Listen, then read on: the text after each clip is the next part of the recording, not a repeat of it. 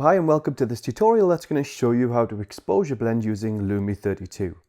Now if you're brand new to exposure blending, there's a video on the training page where you found this video which will teach you the basics of exposure blending. So which exposures to choose, how to stack your images in Photoshop, and some other important aspects of exposure blending. Here I'm going to show you some of the steps that we need to blend exposures with Lum32, but this is not an exhaustive course because exposure blending can be tricky, can take a little bit of time, but once you master it, it will completely transform your photos. Now for a more complete training package, I have the Art of Photography, and this teaches us how to shoot for exposure blending, and it teaches us how to exposure blend images in all different situations, easy blending and difficult blending. And it teaches you how to do this without any software, but it also showcases Instamask, my other luminosity mask panel. Even though Lum32 doesn't feature in the course, all of the skills learned within that course are completely transferable. So whatever you learn in the Art of Photography, you can use in your Lum32 workflow. Now in the course, we cover landscape photos, cityscapes, panos, long exposures, seascapes, astro shots, and interiors. And if you're interested in that course, you'll see a discount code popping up on the screen. So just click on the link in the top right hand corner and that will take you to the page for the course where you can purchase it. But right now, let's continue with this tutorial. So in exposure blending, I always have 2 or 3 exposures. I rarely need more than 3. Now I have a base exposure, and this is the exposure that I consider to be my best exposure. And I always put that at the bottom. And now in this image, I have another exposure, a darker exposure, because my highlights are overexposed in the base exposure. So you see all the street lights and city lights. Now to exposure blend, we should build the mask around the best exposure. So the exposure that's going to give us the best selection. And most of the time that means it's the base exposure. So what do I mean about building a mask around our best selection? Well, it basically just means making our base exposure visible, so the only layer that's visible, so you can see my base exposure as the big image on here. And when we press Brights 1 or Brights 3, or whichever of the buttons that creates luminosity masks, those masks will be built around this big image. So if I made the darker exposure visible, the mask will be built around the darker exposure, so we get masks that look like the darker exposure. Let me show you. So I'm going to build a Brights 1 around the darker exposure, and you see that's now just a black and white version of the darker exposure. Let me put that on a curves mask. Now I'm going to make the darker exposure invisible, and we'll build the mask around the brighter exposure, my base exposure. And you'll see it's a lot brighter. So I'll turn that into a curves layer as well. And now we can view the mask. So to view a mask, just hold down Alt on a PC or Option on a Mac and left click on the mask. So that's the mask built around the base exposure. And that's the mask built around the darker exposure. So you can see there's a big difference. Now when we're building masks, the areas we want to select in the mask, we need them to be bright. And the areas we don't want to select in the mask, we want to be dark. So sometimes we don't build masks around our base exposure, but maybe a different exposure. And you'll see on the training page on Shutter Evolve where you're watching this video, another video with a lighthouse, and it's showing you how to blend 3 exposures. In that video, I use the brighter exposure to build a mask around because that gives me the best selection. And this is something you'll learn as time goes by. So I'm going to delete these 2 layers that I created. And so since I'm going to build the mask around the base exposure here, I can either make the darker exposure invisible like this, or I can create a black mask on the darker exposure. And to create a black mask, I hold down Alt on a PC or Option on a Mac and left click on this Add a Mask icon. So even if I make the darker exposure visible, it's still invisible here because it has the black mask on. So let's look at creating a mask. So if I start with Brights 1, now that's a little bit too open. You see we have the street lights selected, which is great, but if we look at the sky, this is light grey, so this is also going to be affected in the mask, and we don't want to affect the sky. We just want to affect the street lights. So we can play with these sliders to make a more restrictive mask, or we can go to Brights 3. And there we go, that's given us a better selection of our highlights. To apply the mask, all we need to do is press Apply. And when we press Apply, that puts the mask on the layer below it. So let me delete that mask and point out one important thing. So if I make this layer invisible again by putting a black mask on it, I have to, before I create my mask, select the layer I want to apply the mask to, the Lum32 mask. So if I press the base exposure and press Brights 3 and press apply, well, that's put the mask on the base exposure, which isn't what we want to do, and this is the final result. So if I delete that mask, go back to the darker exposure, press Brights 3, and you see the Lum32 layer is now created above the darker exposure. I can press apply, and there we go. We've blended those exposures. And now when you blend exposures, sometimes you might find that the blend is a little bit harsh. So all we need to do is bring down the opacity. So here, let's say we've got an opacity of around 51. And there's the before and after. And I think that's a pretty good selection. What happens if we want to use the select button and paint in our selection instead? Well, let's look at this fisherman photo from China. Now I'm going to put the base exposure on the bottom, as I always do, and the darker exposure on top. Now if we're going to use the select option, we have to put a black mask on that darker exposure because we have to paint our selection onto the mask. Now I want to create a mask which selects the sky and this light here, and I don't want to select much of the foreground. So I can try Brights 1, and that's given me an okay mask, but we can see that while the sky is white, the foreground, in particular these mountains here, are partially selected because they're roughly 50% grey.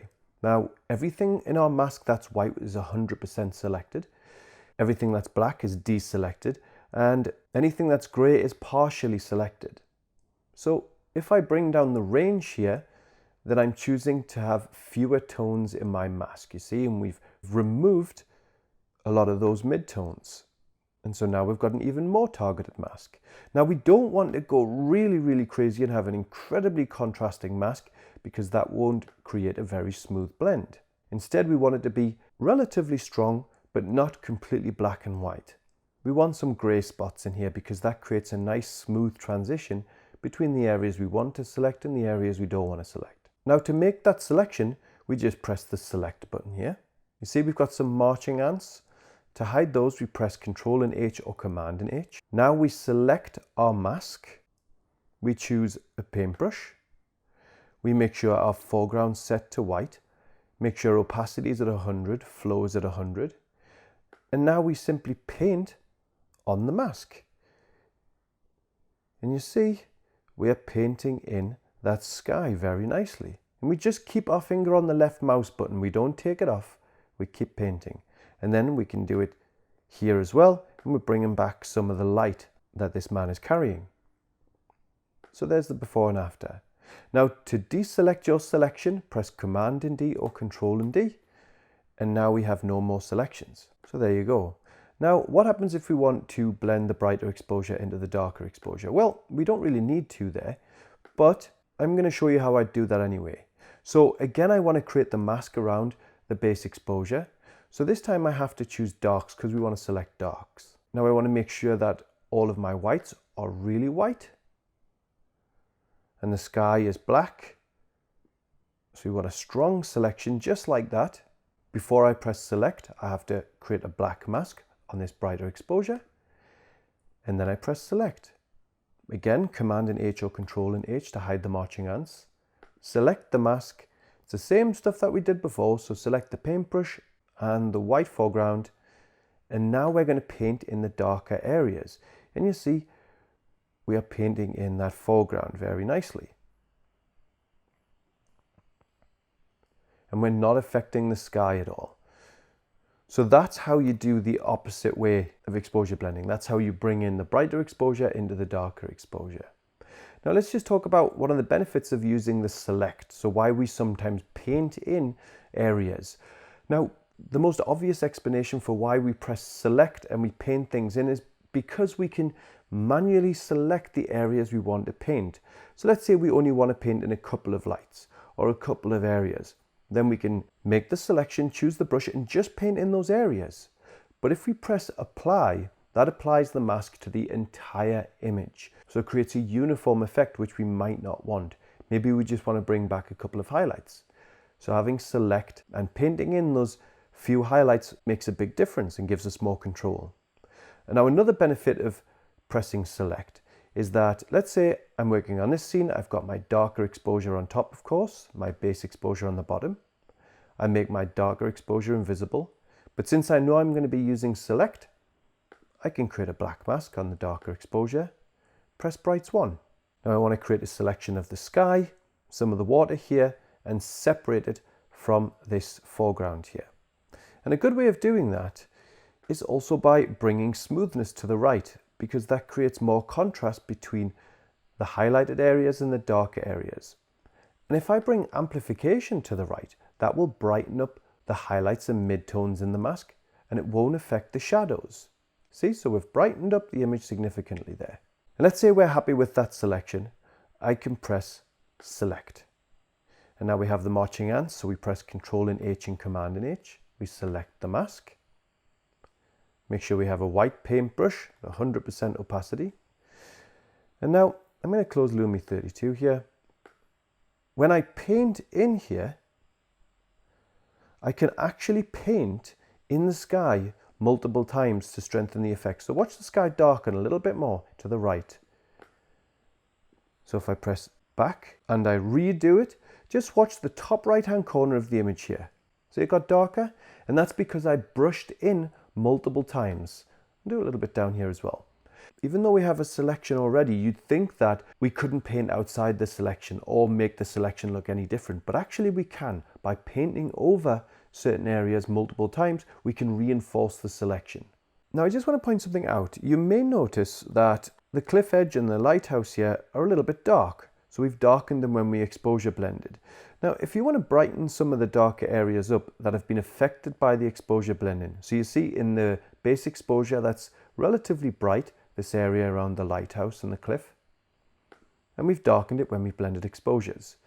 Now, this is the beauty of opening our images, our raw files, as smart objects. And if you don't know how to do that, on this training page on Shutter Evolve, you'll see 3 videos that are exposure blending tutorials in which I use Raya Pro, but they also teach something called matching, which is so important for exposure blending. I can't overemphasize how useful it is. So please watch those videos and you'll see how we can match exposures to stop things like this, areas like this getting too dark or losing contrast. And those videos will also show you how to open up images as smart objects in Photoshop. Now I can access my raw file through this little icon at the bottom right hand side of the thumbnail, and I bring up my raw file.